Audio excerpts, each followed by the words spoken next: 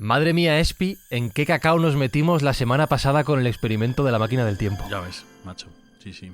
Estamos todos tarados. Y no ha salido mal del todo, todo. Sí, bueno, funciona razonablemente bien para ser un Renault Copa Turbo 5. Oye, la cosa fue... Estamos vivos. Y enteros y sin desmaterializar ni nada raro. Necesitamos más presupuesto y más oyentes para ello, Jesús. Y mucho más. Eso, y más experimentaciones, porque mi sangre ya está licuada en flujo. Ya sí. Creo que pienso ya de forma anacrónica. Tanto viaje en el tiempo es lo que pasa. Yo pensaba, Sergio, que el coche de la máquina del tiempo iba a ser como mínimo un Tesla. No, yo ya he encargado el DeLorean. El DeLorean está ya palabrado. He pagado la primera letra. Ahora, si tenemos apoyo suficiente de los oyentes, podremos pagar la segunda. Pero vamos, ahí está ya por las puertas. Bueno, a ver cómo es el próximo viaje del tiempo. Nada, Mindfactors, que esto era para daros las gracias por la recepción del experimento, por vuestras respuestas, vuestro feedback y por el buen rollo que le habéis dado a esto, a pesar de los fallos y de los problemas. Dicho todo esto, arrancamos Mindfacts.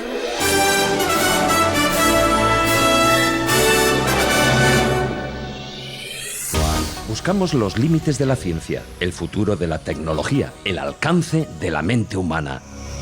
Esto es Mindfacts. Bienvenidos a Mindfacts, donde cada semana buscamos los límites de la ciencia, de la tecnología y de la paciencia de los oyentes de Mindfacts.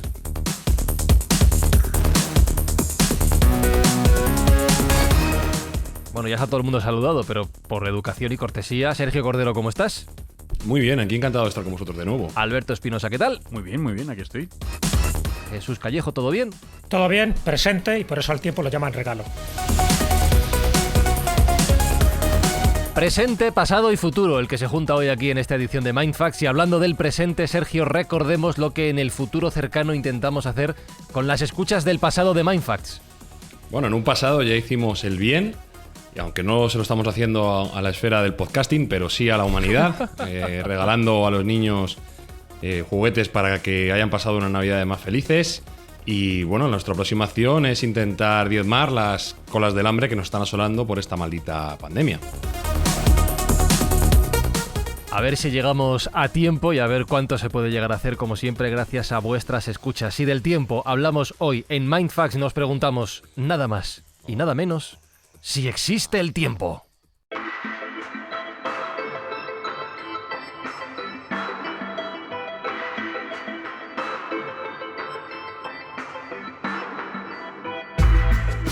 Bueno, no sé quién quiere empezar respondiendo a la pregunta de si existe el tiempo. Es una pregunta ligera para reflexionar sobre ella, nada más estar levantado. Toma, zapatilla. Bueno, fíjate, yo esta te la cambio la pregunta. En lugar de si existe el tiempo, es ¿qué es el tiempo? Mucho y te mejor. Contesto con algo ha bajado el que nivel. ya intentó responder San Agustín de Hipona, ni más ni menos, ¿no? Este gran padre de la Iglesia, en su libro de referencia, en Confesiones, él dice esto, dice, ¿qué es el tiempo? Dice, si nadie me lo pregunta, lo sé.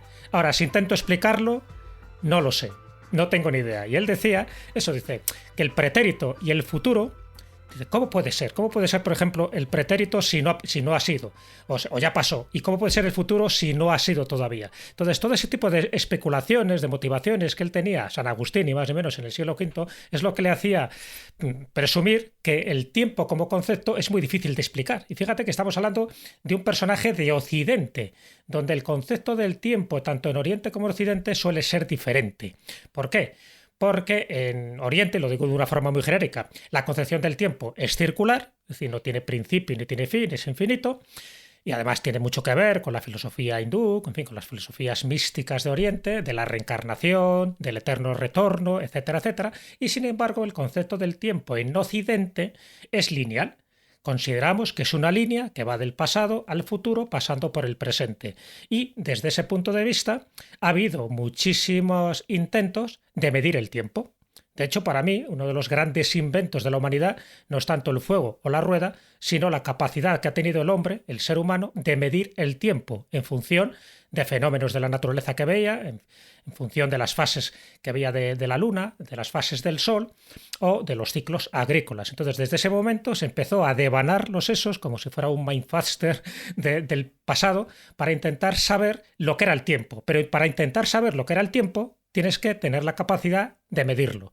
Y en eso es donde se han empeñado muchísimas generaciones de civilizaciones, de culturas, en fin, de la humanidad en general, para intentar controlar el tiempo, porque intentar controlarlo era una forma de explicarlo, era una forma de entenderlo.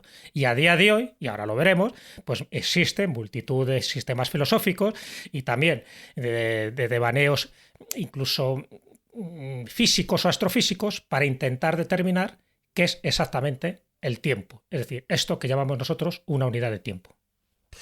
No llevamos ni 2 minutos de tema, Espi, Sí. y yo ya tengo el cerebro hecho arena. Está en ebullición ya, ¿no? Es tremendo esto, va a ser. El tiempo es relativo. O Totalmente. no sé. O no. Sí. Vamos a ver qué tal transcurre el tiempo, si eso hace corto o largo este episodio. Sí. Sergio, responde a la pregunta, ¿qué es el tiempo?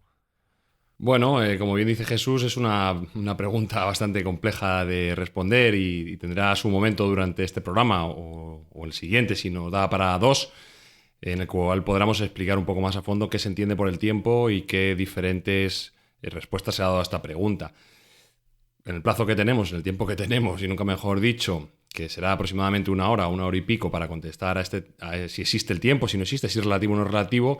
Si somos capaces de demostrar que el tiempo no existe, esta afirmación será absurda, porque a nadie le importará. Lo que sí vamos a demostrar definitivamente es que es relativo, porque habrá gente que se le haga eterno, un coñazo y un ladrillo este podcast, o por el contrario, que le pase volando, porque le parezca entretenido lo que aquí vamos a nombrar. Uh-huh. Pero es cierto que es un patrón histórico desde bien antiguo, pues que el ser humano ha intentado medir el paso del tiempo y ha intentado ver diferentes patrones en la naturaleza repetitivos que le han servido como escala para darse cuenta de cómo transcurría este espacio temporal entre la vida y la muerte, porque al final no olvidemos que es un tránsito entre que uno nace y uno se muere. Eso es el tiempo disponible que uno tiene, es probablemente el recurso más valioso del mundo, el único que no se puede comprar, o de los pocos que no se pueden comprar, y que una vez gastado no tiene retorno. Entonces vamos a enfocar un poco más en esta primera parte en la historia de la concepción del tiempo y la medición del mismo, y posteriormente entraremos a analizar la parte más física o teórica del asunto, donde podemos dar o intentar dar respuesta a todas estas preguntas teórico-filosóficas que nos estamos realizando. Uh-huh. Y si decimos que desde el origen de los tiempos, pues es casi desde que tenemos conocimiento histórico del ser humano. La primera representación temporal que se tiene, o al menos de la que se tiene constancia, una de las primeras, es el hueso de águila de Le Placard, que es un elemento, un hueso de águila de unos 15 centímetros de largo, que es del año ni más ni menos 11.000 a.C., y en el cual ya se ven unas incisiones en las que un hombre antiguo, pues iba haciendo sus anotaciones de cuándo veía determinados eventos astrológicos, concretamente los ciclos lunares. Muchas veces, y esto Jesús lo explica tremendamente bien, nos pensamos que los seres anteriores a nosotros y los humanos antiguos eran bobos o eran menos hábiles que nosotros. Todo lo contrario, tenían que sobrevivir en un entorno mucho más hostil, casi sin ayudas mecánicas, y esto les hacía tener unas capacidades pues que muchos de nosotros no tenemos actualmente, y sería mucho más sencillo que un hombre antiguo pudiera medrar en la época actual que no al revés. Que nosotros fuéramos a esa edad antigua, estoy casi seguro que nos sería imposible sobrevivir. Bueno, estaríamos buscando el móvil todo el día, Sergio, para empezar, mirando el móvil. Sí, y el wifi. Sí, y el wifi, sí. Sería complicado. Sí. Como digo, en el año 11.000 a.C. ya tenemos ese hueso de águila con incisiones que yo recomiendo a todo el mundo que busque en internet, porque es un documento interesante en el cual, bueno, pues este antiguo hombre iba apuntando puntualmente cuando había esos cambios en los ciclos lunares.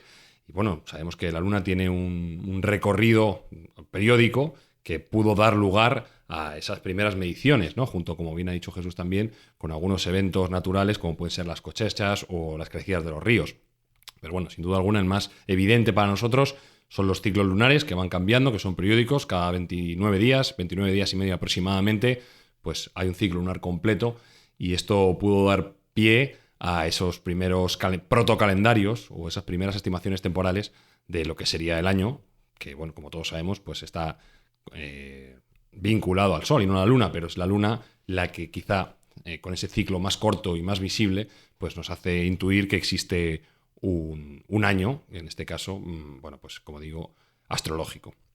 Claro, habéis mencionado dos conceptos que pueden parecer contrapuestos entre sí, pero que sin duda alguna están relacionados, que es el tiempo circular y el tiempo lineal. El tiempo circular referido a esos ciclos naturales, como pueden ser los ciclos lunares, los ciclos solares, las estaciones del año, las mareas, etcétera, etcétera. Y el tiempo lineal en cuanto a la asunción o el conseguir entender nosotros mismos que el tiempo va mucho más allá de ese camino al que hacía referencia Sergio, que va desde nuestro nacimiento hasta nuestra muerte. Que antes de nosotros ha habido tiempo y después de nosotros seguirá habiendo tiempo, que eso entiendo, Jesús, que a medida que el hombre ha ido ganando conciencia de sí mismo y del mundo, el universo que nos rodea, ha sido un verdadero quebradero de cabeza. Antes hablabas de que muchos filósofos se han planteado estas cuestiones acerca de qué es el tiempo, y entiendo que a medida que han ido profundizando en estas preguntas, en estas cuestiones, como tú decías, les ha provocado un mindfuck total. Totalmente. A ver, yo creo que es una de esas variables, que es el tiempo, que forma parte precisamente de nuestra vida cotidiana. A ver, no olvidemos que vivimos en un mundo tridimensional. Nos movemos en 3 dimensiones espaciales. En eso todos estamos de acuerdo y todo el mundo lo admite. Y luego hay una dimensión que es la temporal. En esa 4ª dimensión es la que la ciencia actual coincide que puede ser el tiempo, pero no deja de ser también una formulación teórica. Es decir, la 4ª dimensión es el tiempo en el que transcurren los acontecimientos de estas 3 dimensiones espaciales en las que nos movemos, nosotros, ¿no? Como seres que vivimos en este planeta.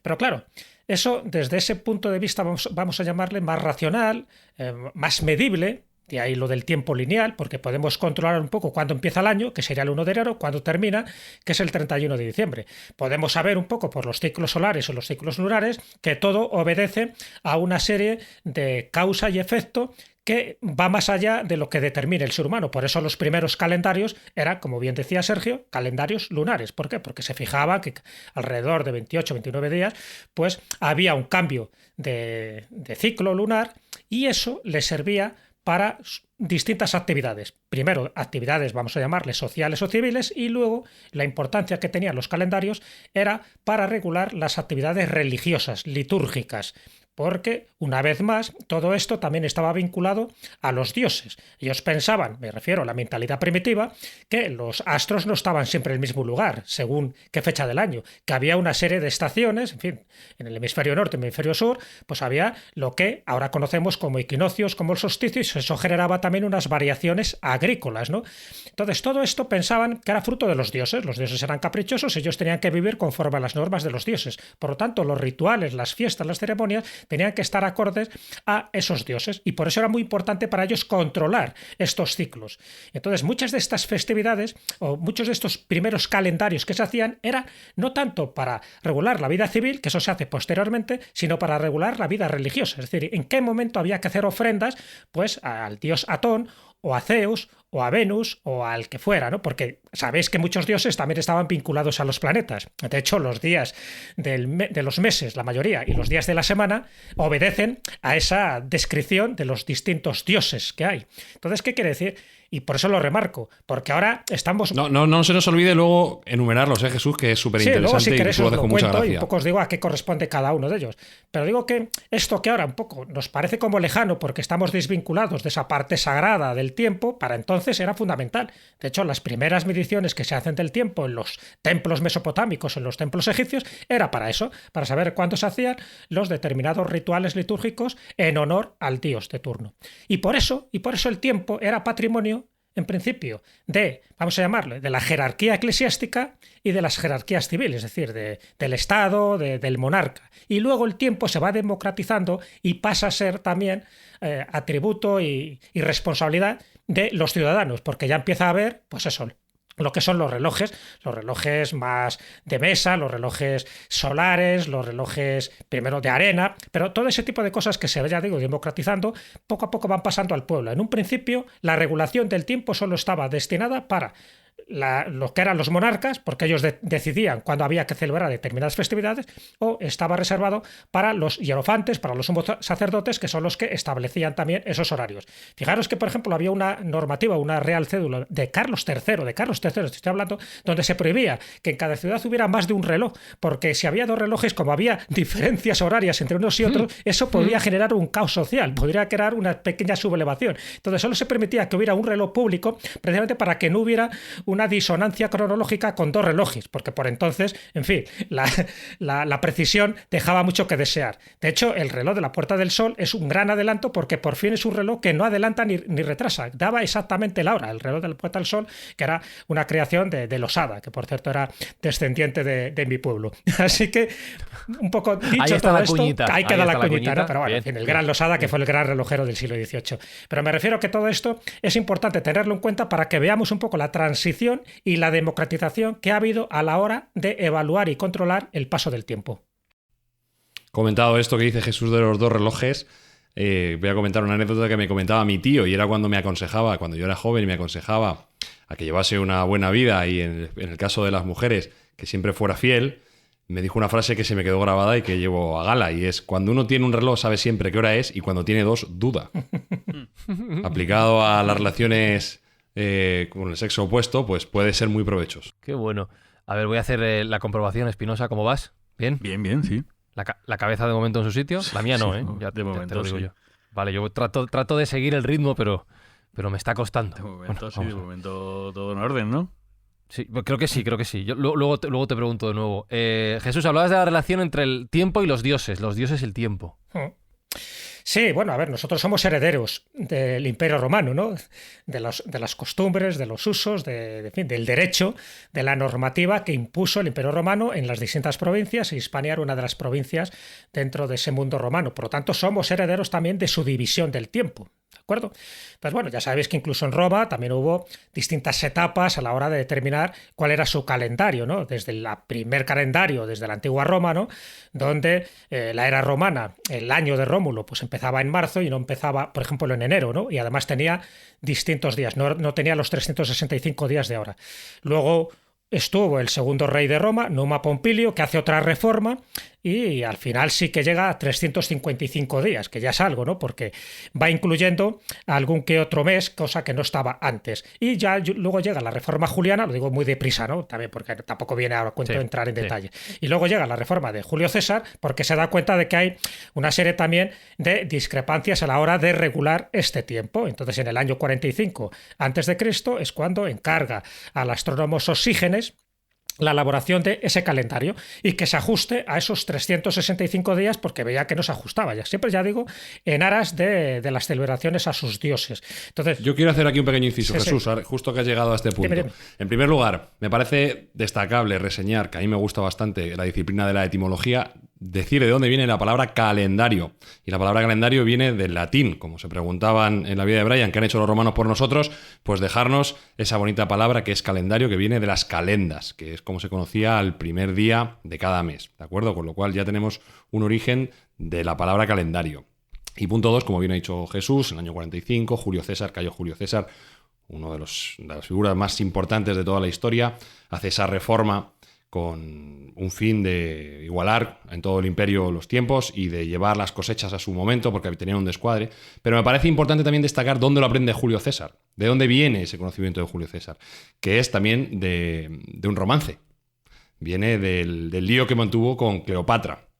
No olvidemos que Cayo Julio César, en la guerra civil que mantiene con Neo Pompeyo el Magno, después de Farsalia, donde Pompeyo sale huyendo hacia Egipto, César le persigue, acaba en Egipto, donde le entregan su cabeza que él repudia y que siente tremendamente porque tenía gran consideración por Neo Pompeyo, aunque era enemigo, también se había criado como un hermano, y bueno, dice la leyenda que recibe esa cabeza con gran disgusto.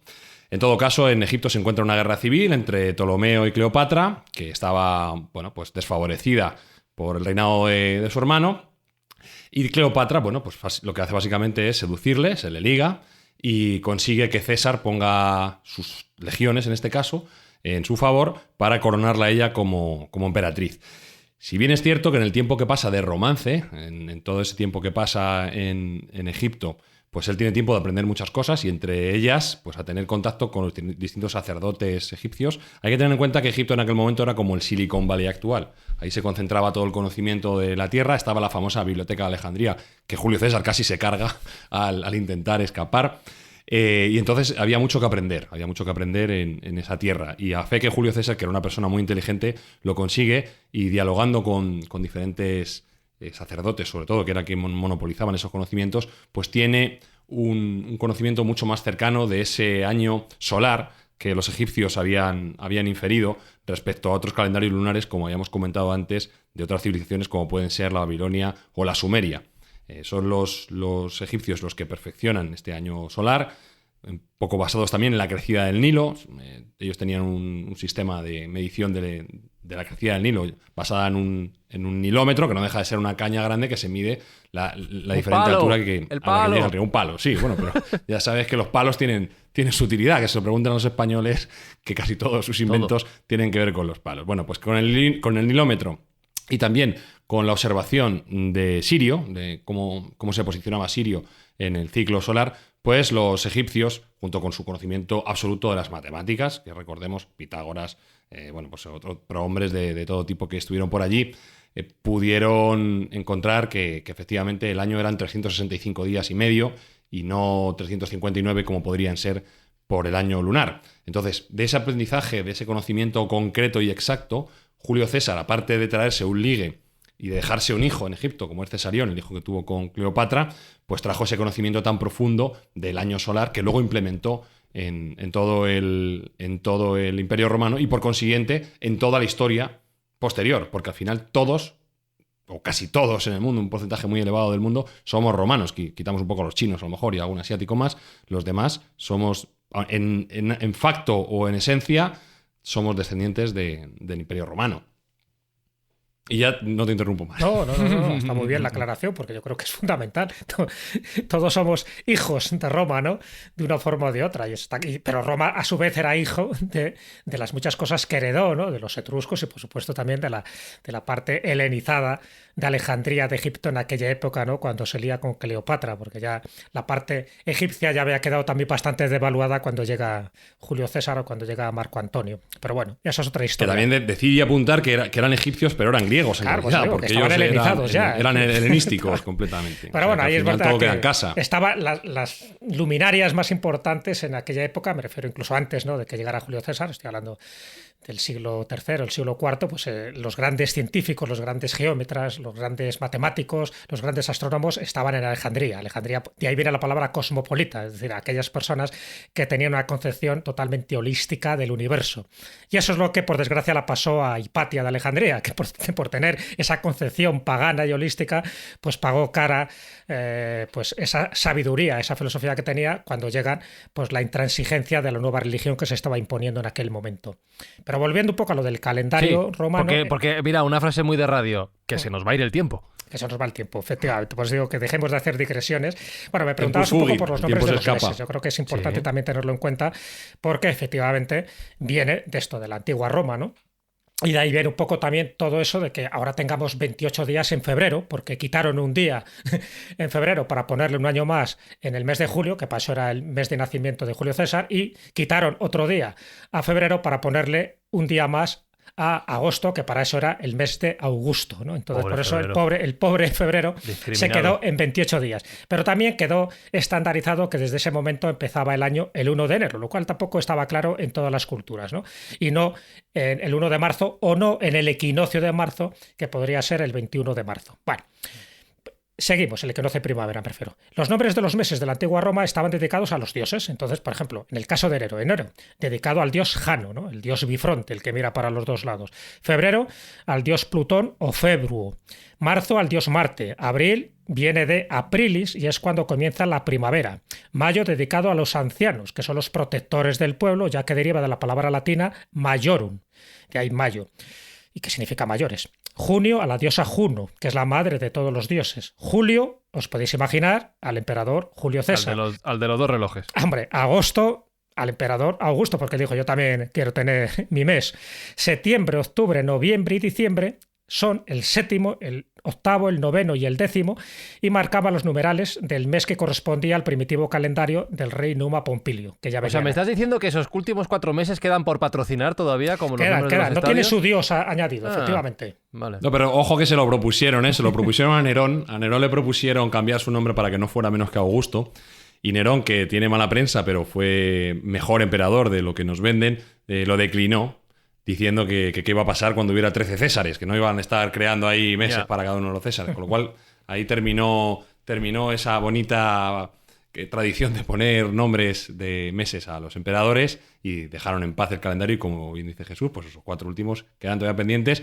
Quién sabe si el próximo será el Onio Moschio. Ya, yo estaba pensando en el no sé, ser. el Amazembre, ¿no? Podría ser también. Sí. O sea, que queda todavía pendiente, está por ver. Bueno, ya sabes que ya se han hecho, ¿no? A lo largo de la historia, y historia reciente, experimentos con los calendarios, ¿no? Lo hicieron los suecos, lo hicieron los republicanos franceses, donde cambiaron los nombres de todos los meses y les dieron sus nombres, o lo hicieron con la Revolución Soviética, también cambiaron todo. O sea, es decir, que siempre se ha intentado precisamente eso, romper un poco con el pasado, eliminar todo este tipo de referencia más o menos religiosa, porque, oye, quieras o no, estos meses tienen que ver con influencias religiosas, y ya no te digo los días también de la semana. Acordaros que el lunes, tanto a dioses como a los planetas, ¿no? Los planetas conocidos que había en aquel momento. El lunes dedicado a la Luna, el martes dedicado al dios Marte, el miércoles dedicado al dios Mercurio, el jueves dedicado a Júpiter, el viernes dedicado a la diosa Venus, pero el sábado, ¿a quién? ¿A quién podéis imaginar? El sábado. Claro. A Black Sabbath. Pero si le quitas el Black, queda en Sabbath, efectivamente, que era pues el día festivo, ¿no?, para los judíos dentro de su calendario hebreo, ¿vale? Que es el Sabbath. Por eso el sábado se sigue conservando como el Sabbath. ¿Y el domingo por qué? ¿Qué pensáis?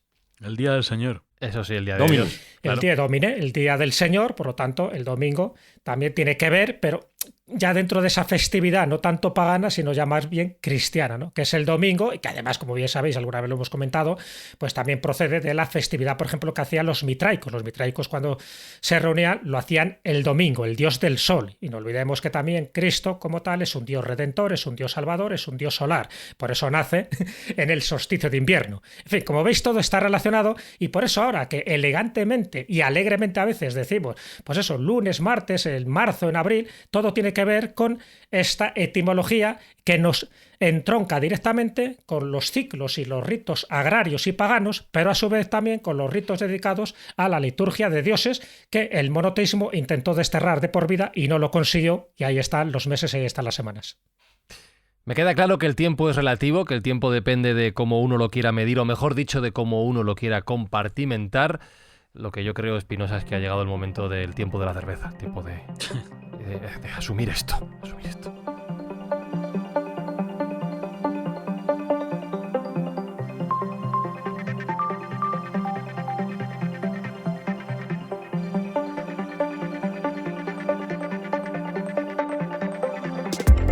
Claro, que estaba pensando, Espi, Sí. que quién sería el primero, fíjate, esta sí que es una pregunta mindfuck, ¿eh? ¿Quién sería el primero que, sentado a la sombra de un árbol reflexionando, Sí, de una higuera. de todo saber, fumando qué? ¿Quién? A la sombra de una higuera, por Ah, ejemplo. de una higuera, por ejemplo, sí. De repente dijera, oye, ¿y cómo medimos? O sea, ¿qué es un segundo? Sí, yo qué sé, ¿qué hago con este espacio que ha pasado aquí? Mientras Soy dormía. igual ¿Cuánto ha ahora- durado esto? ¿Cuánto Claro. sol ha recorrido? ¿Qué ha pasado? ¿Soy la misma persona que cuando me senté bajo la higuera? Sí. ¿Lo seré esta noche cuando me encuentre a mi suegra? ¿Pasará lo mismo Sí. o no? ¿Cómo mido eso? ¿Cómo? ¿Es lo mismo el tiempo para mí cuando estoy aquí relajado que cuando estoy currando? No sé quién sería ese señor, pero es un señor Con mindfuck. mucho pelo, probablemente. Pues todos, en algún momento todos nos lo hemos planteado, ¿no? Si qué mal se me pasa el tiempo, qué lento se pasa cuando estoy en el dentista y qué rápido se me pasa cuando estoy en el Bernabéu, Sí. ¿no? Entonces, Sí. pues es... Sí. Bueno, no Bueno, siempre. eso te iba a decir, que habrá días y días.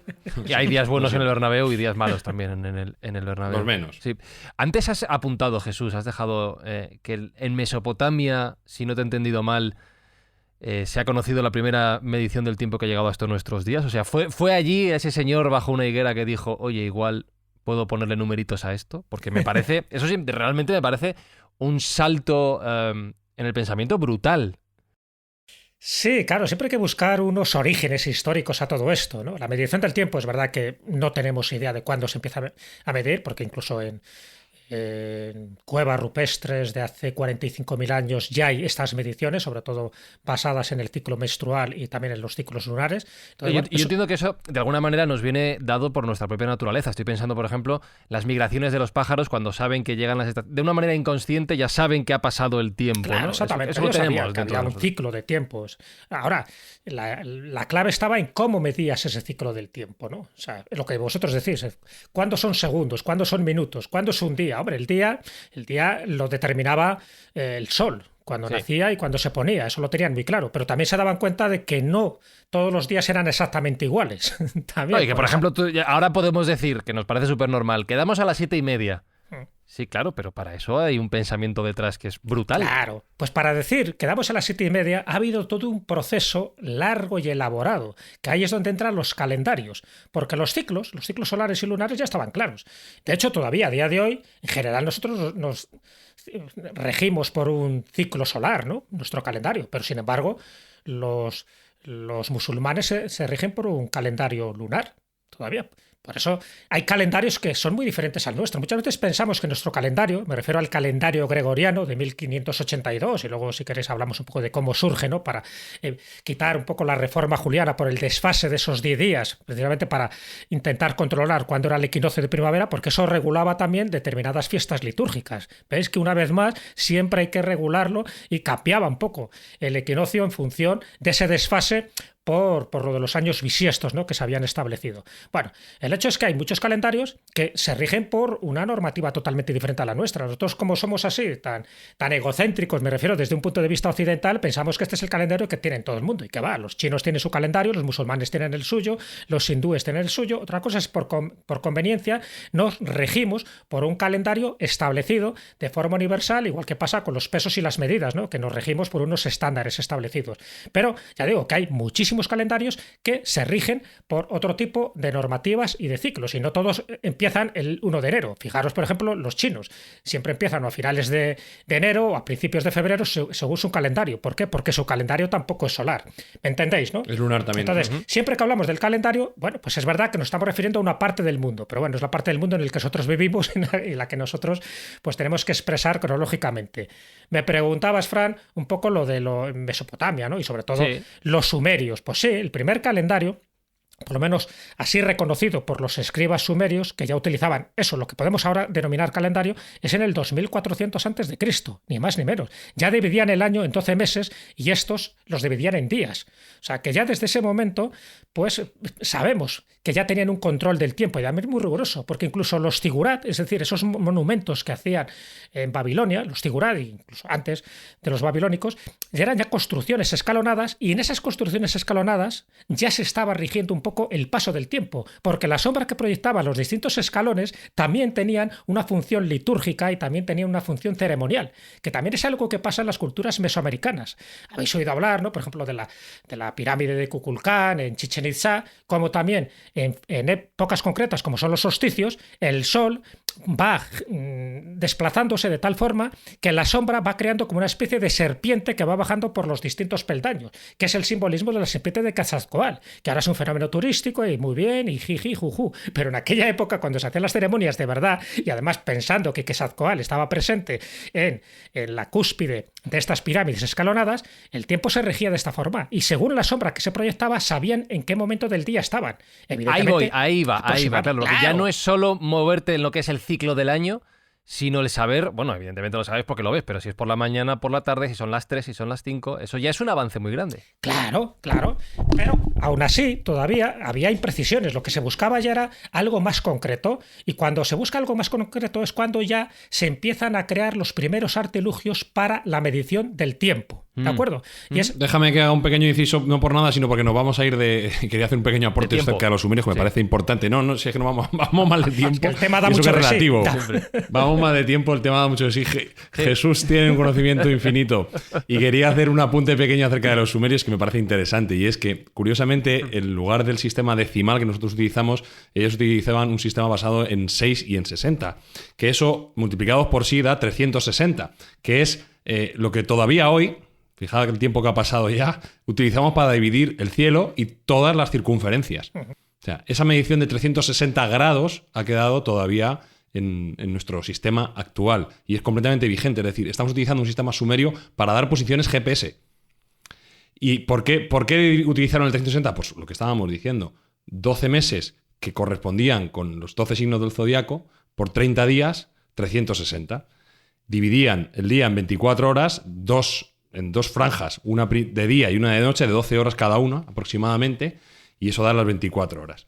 Y si dividimos otra vez 24, pues nos dan los 60 minutos y los 60 segundos. Es decir, que gracias al sistema en base 6 que tenían los sumerios, ha permanecido todavía una forma de contar el tiempo y de contar el espacio, porque el tiempo nos ha llevado también a tener esas posiciones de 360 grados que también siguen vigentes a día de hoy.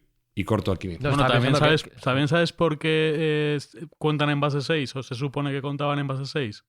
Porque con el pues si me dices que tenían 6 dedos, me vuelves loco. No, porque con el pulgar contaban las falanges. 1, 2, 3, 4, 5, 6, 7, 8, 9, 10, 11, 12. Ahí va, eso no Entonces, lo sabía Eso lo he yo. visto de los rusos. Y contaban con una mano, Ah. entonces... Ah, qué bueno. Claro. Pero podría ser base 12 entonces, ¿no? Base 6. Pero luego con la otra mano hacían 1 docena, 2 docenas, 3 docenas, 4 docenas, ¿sabes? Jo, qué bueno. Se supone que es por eso. A Mindfax hemos venido a aprender, queridos, ya lo estáis viendo. Bueno, entonces estamos midiendo si son las 7:30 o las 6 menos cuarto. Jesús. Que es a las 6 menos cuarto. Sí, no, que estamos intentando medir el tiempo Sí, dentro claro. del día, quiero decir. Estamos intentando decir por qué ahora es la hora que es. Y ahora miráramos el reloj, cada uno en su momento y en el momento que esté escuchando este podcast. Pues claro, eso hacía falta sistemas mucho más precisos. Hasta ahora, más o menos por el día, con horas diurnas, se podía medir, ¿no? En función de dónde estaba el sol. Bueno, pues ya lo hemos comentado Claro, alguna más vez. o menos, claro. Claro, más o menos. Pero siempre era también muy relativo. Efectivamente, el tiempo era relativo y no solo lo decía Einstein, sino ya en estas épocas. ¿Qué ocurre? Pues que hay que inventar algo.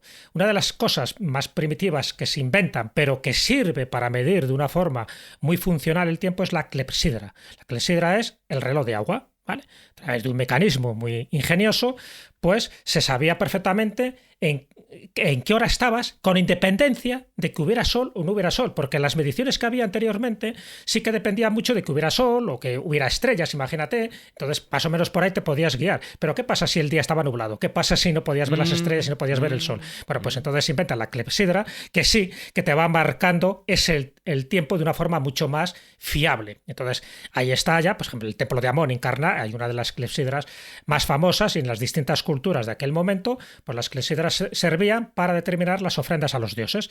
Bueno, si seguimos adelante, bueno, pues ya hemos comentado un poco lo de en Grecia, en Roma, se inventa también el reloj de sol. El reloj de sol empieza a ser algo que se impone, sobre todo en la época de Augusto. En la época de Augusto sí que se utiliza, pues dicen que el reloj más grande, ¿no? El reloj de sol más grande, que estaría a escasos metros del Ara Pacis, ¿no? de Roma.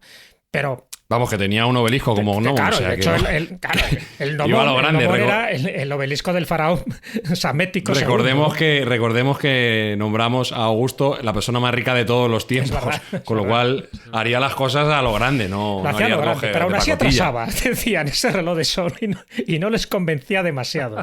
Bueno, con el tiempo, sí es verdad, porque muy grande, pero al final, según la orientación y según la medición, te podía generar ciertas controversias. Bueno, al final se inventa lo que sería el reloj de arena, ¿de acuerdo? Y ese reloj de arena, que no siempre era de arena, muchas veces era de conchas machacadas, en fin, de una sustancia que fuera muy fina, pues es lo que se convierte además en el símbolo del paso del tiempo. Fijaros que ya en muchas representaciones artísticas aparece el reloj de arena como el tempus fugit, es decir, que es lo que te queda de vida a medida que va pasando, que van cayendo, ¿no? Esos granitos de arena en la otra parte de ese reloj, de esas cápsulas, pues también es la sensación de que va transcurriendo. Y ahí sí que había relojes de arena muy concretos, pues eso, que medían media hora, o medían 1 hora, o medían 2 horas. Es decir, bueno, pues era un sistema bastante fiable. Pero Jesús, ¿y cómo calibraban esos relojes para saber exactamente que era media hora? Es que eso... Es que eso, claro, es que Ah, hay es una difícil, ciencia matemática, claro, evidentemente. Claro. Ciencia, Claro, ciencia. efectivamente, sí. Según lo que le metas ahí, la arena o las conchas o Claro, tal, eso claro, caerá de una pero que manera. al final era una convención. Es decir, cuando tú comprabas un reloj de arena, tú decías, esto mide media hora, tú te lo tenías que creer. Hay que creer, ¿no? Claro. Efectivamente, pero bueno, sí es verdad que en estas épocas, estamos hablando ya del siglo XIV, sí había ya unas mediciones bastante fiables para que estos relojes de arena, pues sí que fueran, pues eso, muy muy fiables a la hora de eso, de determinar determinados eventos sociales, y era importante, ¿no? Y lo único que cambiaba era eso, el tipo de sustancia o material, porque podía ser una mezcla de polvo, óxidos de mármol, de plomo, cáscara de huevo, en fin, cada uno variaba porque también influía mucho la abertura que tenían esos dos hemisferios, ¿no? Que tiene el reloj de arena. Pero bueno, partiendo de la base de que estaban bien calibrados, pues te medían el tiempo preciso. Pero aún así, evidentemente, un reloj de arena llega hasta donde llega, es decir, mide espacios muy controlados de tiempo. Entonces ya tiene que ser... Hombre, salvo que hagas un reloj de arena muy gordo, Claro, bueno, y lo sabía. Sí, es que lo hubo. Es que lo hubo. Espera, que lo hubo. Ahora nos cuenta Sergio. Antes de pasar a los relojes mecánicos. Cuenta, Sergio.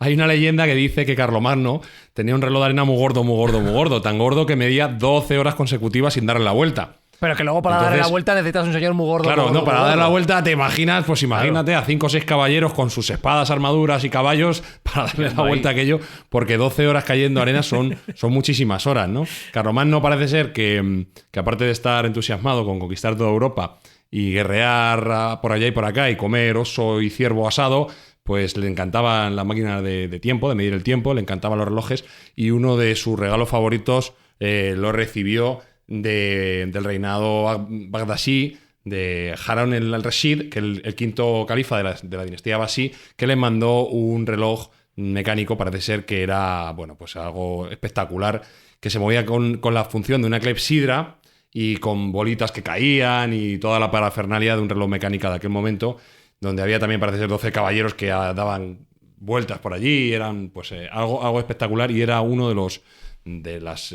posesiones más preciadas de Carlomagno, de todo un emperador, ¿no? De una persona sin duda central en la historia de Europa. Con lo cual, pues lo que ahora estamos acostumbrados a mirar a la muñeca y no darle importancia, en aquel momento era algo al alcance de muy pocos. Y tendría que dar también una capacidad de tener un poder, el poder medir el tiempo, que no todo el mundo tendría. Con lo cual nos hemos olvidado un poco de lo especial y lo importante que es esa medición del tiempo que ahora mismo damos por hecha. Sí, es que estamos hablando de muchos conceptos que a lo mejor los Mindfactors están pensando que tontería, pero son conceptos tan del día a día y tan asumidos por todos que a veces se nos olvida que en algún momento hubo que descubrirlos o inventarlos, como por ejemplo, ya lo apuntaba Sergio, el hecho de tener una agujita en la muñeca que haga tac, tac, tac, a un ritmo uniforme, que no atrase ni adelante, y que además esté sincronizado con ese concepto del segundo, que ya de por sí es otro Mindfact.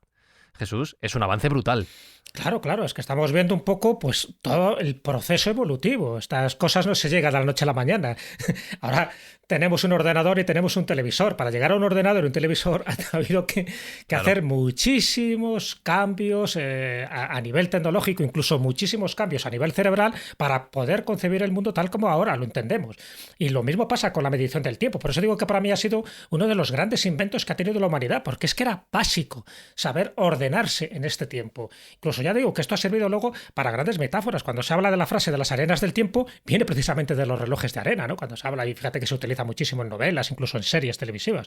Bueno, pero el siguiente paso, siglo XIV, estamos ya ahí casi terminando la Edad Media, y ahí empieza a haber pues muchísimos de estos elementos tecnológicos y sobre todo instrumentos mecánicos para medir el tiempo.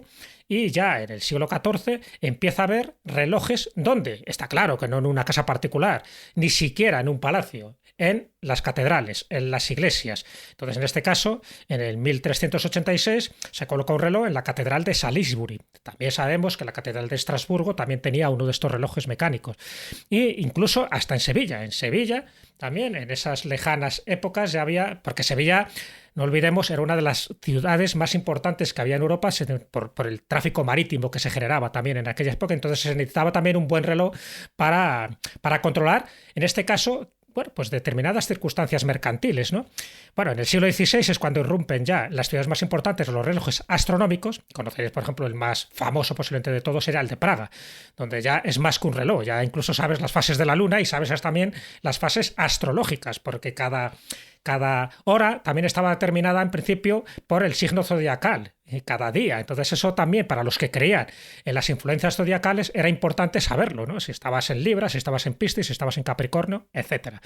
Y luego ya en el siglo XVIII es donde ya se implementan muchísimo más estos relojes mecánicos, astronómicos, que dejaban con la boca abierta. Y cuando digo con la boca abierta lo digo en forma literal porque uno de ellos era el papamoscas de la Catedral de Burgos, donde las horas las da precisamente abriendo y cerrando la boca, intentando imitar a uno de los pájaros que era el papamoscas, ¿no? Bueno, pues la gente se quedaba asombrada porque no entendía muy bien cómo era el mecanismo interno que había para hacer todo esto. Es cuando surgen también los carrillones. Los carrillones donde no solo da la hora, sino que va saliendo pues una corte de autómatas, cada uno pues tocando un instrumento disfrazado de una determinada manera. Y que eso era un espectáculo público para la gente que no entendía muy bien qué es lo que estaba pasando ahí, pero que sin embargo daba la hora. Y no solo daba la hora en momentos muy determinados, como podía ser, por ejemplo, el mediodía a las 12, sino que además te lo pasabas bien, sino que se congregaba todo el mundo en la plaza. Por eso todos estos relojes en un principio estaban en las catedrales, marcando el tiempo litúrgico también, pero el tiempo social. Y luego ya esos relojes ya se fueron incorporando a, pues eso, a palacios, a castillos, a otros lugares. Y el monopolio del tiempo, al final, que era del gobierno y de la iglesia ese monopolio, pasa a que ese monopolio vaya a las casas. Acordaros antiguamente, fijaros, y esto ocurría en Buenos Aires, ocurría en Madrid, cuando había lo que llamaban los faroleros, que eran los que daban las horas cada cierto tiempo, me refiero a la Edad Media, cuando decía, es la 1 y sin novedad. Bueno, pues esa era la forma que la gente, el pueblo, en la aldea tenía la forma de saber qué hora era, ¿no? Bueno, pues pasamos de los faroleros y se convierte ya en los relojes cotidianos, un poco más habituales. Y es cuando ya entrarían los relojes del hogar, luego los de bolsillo y por último los de pulsera. Bueno, pues para todo esto, como veis, el proceso creo que ha sido bastante largo, bastante laborioso, pero bastante fascinante. Dicho todo esto, en este primer episodio dedicado a qué es el tiempo, a si existe el tiempo en Mindfax, en el que hemos repasado la historia de cómo se ha medido, en el siguiente episodio hablaremos del concepto en sí del tiempo. Espi, Sí. ¿tienes claro ya lo que es el tiempo? No lo tengo claro y además es que me acaba de surgir una duda tremenda. O sea, ¿por qué el segundo se llama segundo y no Sí. se llama primero? O sea, O no, sea, lo- pues no pues lo es mala entiendo muy esa. bien. Sí, Sí, no eso es es mala muy esa. mindfuck. A lo mejor el minuto debería llamarse primero, pero entonces la Sí, hora... pero ¿por qué le pusieron segundo? Además en inglés es second, que es A lo segundo mejor también, era porque un señor, pues igual que Augusto, pues un señor llamado Segundo que era muy importante, o tampoco. No sé, tendrá una explicación, ¿no? Algún día el segundo se llamará Elonio, como decía Sergio. Un elonio. Dos Cambiará, elonios. cambiará, Tres elonios, cambiará cuatro todo. elonios, 5 elonios, 6 elonios, 7 elonios.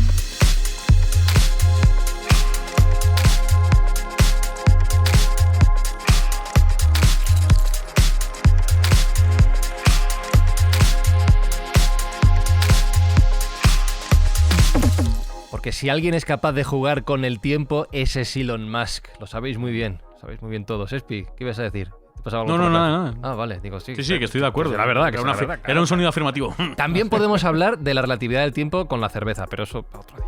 Sí. Jesús Callejo, gracias por la lección. Yo he aprendido un montón. Bueno, pues será un poco nuestra misión y nuestro objetivo, hacer comprensible algo que en principio lo damos como muy habitual y muy cotidiano, pero ya habéis visto que tiene una intrahistoria, yo creo que bastante apasionante. Sí, desde luego. Alberto Espinosa, aquí hemos venido a pensar. Sí, y aprender. Y es que se me ha hecho cortísimo, se me ha pasado volandísimo. Sí, pues El tiempo volando. la semana que viene ya verás, prepárate, ven con la cabeza entrenada. Sergio Cordero, que viene fuerte. Vamos a ver si podemos profundizar un poco en el asunto. Por cierto, recuerda, porfa, que como siempre en Mindfax esto lo hacemos para ayudar a otras personas. Sí, nosotros en eso no perdemos el tiempo y lo que queremos es ayudar a aquellos más necesitados, con lo cual, gracias a las escuchas de nuestros oyentes y la colaboración de nuestros asociados, vamos a hacer una donación a un banco de alimentos para erradicar las colas del hambre. Queridos Mindfighters, en 7 días, o en vuestro calendario sea cual sea, nos volvemos a escuchar. Seguiremos hablando del tiempo. Ya sabéis que estamos durante todo el tiempo que queráis en Twitter, @Mindfax_, y que en cualquier momento de ese tiempo nos podéis dejar 5, 6, 7, 8, 10 estrellas, 14, como nos dicen el otro día, en Apple Podcast o en la aplicación en la que escuches Mindfax. Gracias por estar ahí, gracias por compartirlo y hasta la semana que viene. Mindfacts llega cada semana a tus oídos a través de Spotify, Apple Podcast, iVoox, Google Podcast o tu aplicación favorita. Búscanos en redes sociales. Somos Mindfacts.